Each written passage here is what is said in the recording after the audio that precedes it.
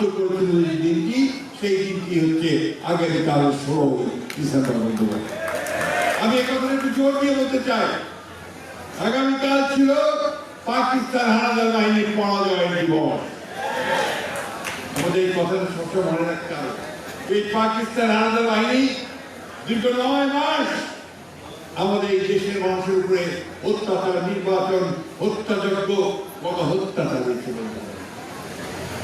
আমাদের আমাদেরকে তুলে নিয়ে গেছে এবং এই বাংলাদেশ তৎকালীন বাঙালিরা কিছু অংশ তারা সেই পাকিস্তান হানাদারকে যোগ সাজস করে সেই তাদের সঙ্গে সহযোগিতা করে এই গণহত্যাকে পরিচালিত করেছে। বন্ধুগণ, আমরা সেই দিনগুলো ভুলে যাইনি, এত দ্রুত ভুলতে পারি না। আমরা আমাদের বারবার মনে রাখতে হবে 1971 সালের কথা, আমাদের অস্তিত্বের কথা, আমাদের নতুন ভূখণ্ড কথা।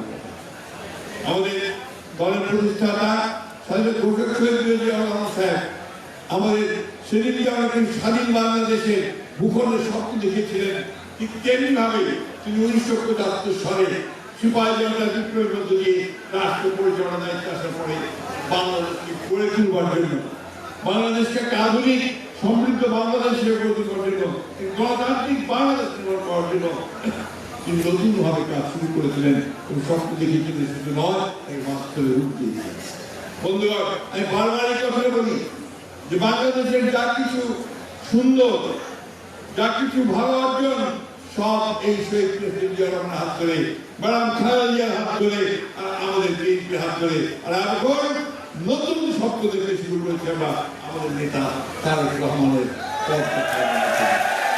বন্ধুগণ, আজকে সেই দলটি, যে দলটি সেদিন 1971 সালে স্বাধীনতার বিরোধিতা করেছিল, সেই রাজনৈতিক শক্তি 1947 সালে পাকিস্তানের বিরোধিতা করেছিল, তারা আজকে নতুন করে বাংলাদেশের স্বাধীনতাকে নস্বাত করতে চায়, গণতন্ত্রকে নস্বাত করতে চায়, মানুষের আশা-আকাঙ্ক্ষাকে ধ্বংস করতে চায়। বন্ধুগণ, আগামী নির্বাচন আমাদের সেই নির্বাচন, যে নির্বাচনে এই দেশে উদার গণতান্ত্রিক একটা বাংলাদেশ আমরা নির্মাণ করবো নাকি পশ্চাৎপদ একটা বাংলাদেশের দিকে চলে যাবো, এই নির্বাচনে সেই সিদ্ধান্ত হবে। এটা আমাদের বুঝতে হবে। আজকে বিভিন্ন রকম ধোয়া তুলে মিথ্যা কথা বলে বিএনপিকে প্রতিদ্বন্দ্বিতা করবার চেষ্টা করা হচ্ছে বিভিন্ন। আমি খুব স্পষ্টভাবে বলতে চাই যে আজকে আমাদের বন্ধু, আমাদের সহকর্মী, আমাদের ছাত্র, আমাদের সন্তান হাজির উপরে আক্রমণ হয়েছে। আমরা তীব্র নিন্দা জানিয়েছি। আমরা সাথে সাথে সারা দেশে বিক্ষোভ করেছি এবং অবিলম্বে হত্যাকারীদের খুঁজে বের করবার জন্য আমরা আহ্বান জানিয়েছি। হত্যাকারীকে চিহ্নিত করা হয়েছে, আক্রমণকারীকে চিহ্নিত করা হয়েছে, হত্যার চেষ্টা যে করেছিল চিহ্নিত করা হয়েছে। দেখা গেছে যে সে হচ্ছে আওয়ামী লীগের একজন খুনি, আওয়ামী লীগের সন্তান। আজকে কেন স্লোগান দিয়ে যায় তারা? বিএনপিকে জবাব দিতে হবে। কি কারণে? উদ্দেশ্য একটাই যে বিএনপিকে তারা একটা হীন উদ্দেশ্যে চিহ্নিত করতে চায়।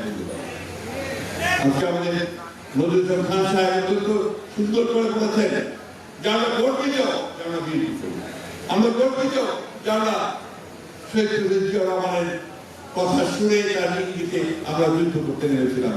আমরা গর্বিত যে আমরা বাংলাদেশকে একটা নতুন বাংলাদেশ, গণতান্ত্রিক বাংলাদেশের চিন্তা করার কাজ শুরু করেছিলাম।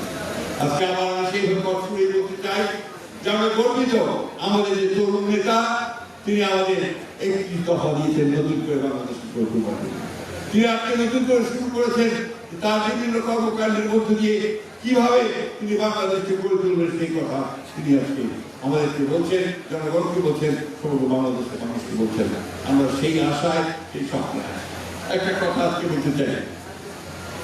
24শে জুলাই যোদ্ধা যারা আছে তাদের অনেকের মধ্যে শঙ্কা আছে যে এই অন্তর্বর্তীকালীন সরকারের পরে নতুন সরকার আসলে তখন তাদের নিরাপত্তার কি ব্যবস্থা হবে।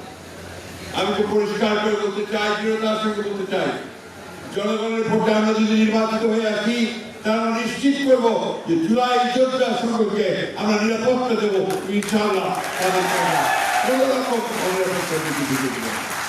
বন্ধুগণ, বক্তব্য বাড়াবো না, আমি শুধু এইটুকু বলতে চাই, আমাদের ইতিহাস হচ্ছে স্বাধীনতা যুদ্ধের ইতিহাস। আমাদের ইতিহাস হচ্ছে এই দেশকে করে তুলবার ইতিহাস। আমাদের ইতিহাস হচ্ছে এই দেশের সমস্ত চ্যালেঞ্জ মোকাবেলা করে বাংলাদেশকে সামনে এগিয়ে নিয়ে যাওয়ার ইতিহাস। আমরা কখনো মাথা নত করিনি, বিএনপি মাথা নত করে না।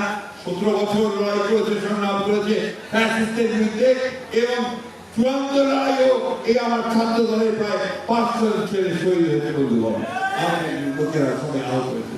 60 লক্ষ মানুষের মধ্যে মিথ্যা মামলা হয়েছে। 20,000 নেতা কর্মীকে হত্যা করা হয়েছে। 1700 নেতা কর্মীকে গুম করা হয়েছে।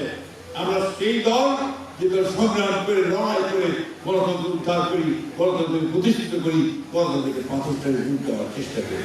বন্ধুগণ, আসুন আমরা আগামী দিনে 25 তারিখে ইনশাআল্লাহ আমাদের নেতা আমাদের মাঝে আসছেন। ইনশাআল্লাহ 25 তারিখে সমগ্র বাংলাদেশকে কাঁপিয়ে আমরা সেই জাতীয়তাবাদের যে পতাকা, সেই দর্শন, শহীদ প্রেসিডেন্ট আমাদের যে আদর্শ যে সম্পদ, তাকে আবার উদ্দীন করে তুলব। এই বলে শেষ করার আগে আপনাদেরকে একটা ঘটনা বলে শেষ করব।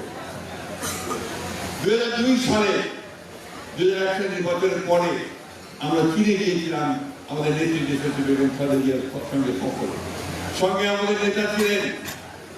যখন আপনার গার্ড অফ অনার দেওয়া হচ্ছে, যখন সঙ্গে পরিচয় করিয়েছে গ্রেট করা যায় না, তখন চীনের প্রধানমন্ত্রী আমাদের নেত্রীকে নিয়ে যখন সকলকে পরিচয় করে দিচ্ছেন, আমার একজন পাশে আমাদের নেতা ছিলেন জনাব তারেক রহমান সাহেব। যখন পরিচয় করে দিয়ে ম্যাডাম বললেন যে হি ইজ মাই সান, আমার ছেলে, তখন আমার একটা মনে আছে চীনের প্রধানমন্ত্রী তার হাতটি শক্ত করে ধরে 2 হাত ধরে বললেন, carry the flag of your father and mother. তোমার পিতা ও মাতার পতাকাকে উজ্জ্বল করে দাও। সেই যে জাতীয়তাবাদের পতাকা, স্বাধীনতার পতাকা আর গণতন্ত্রের পতাকা, এই পতাকা নিয়ে আগামী 25 তারিখে তারেক রহমান সাহেব বাংলাদেশে আসছেন। আমরা সবাই জেগে উঠি, আমরা গণতন্ত্রের জন্য, আমাদের স্বাধীনতার জন্য, সার্বভৌমত্বের জন্য আমরা অবশ্যই সবাই জেগে উঠব। সব শেষে আজকের দিনে আমি আমাদের নেত্রী বিশ্বজিৎ বেগম খালেদা আরোগ্য কামনা করছি, হাদির জন্য আরোগ্য কামনা করছি, এবং যারা আমাদের সকলে শহীদ হয়েছেন তাদের জন্য শ্রদ্ধা জানাচ্ছি, তাদের প্রতি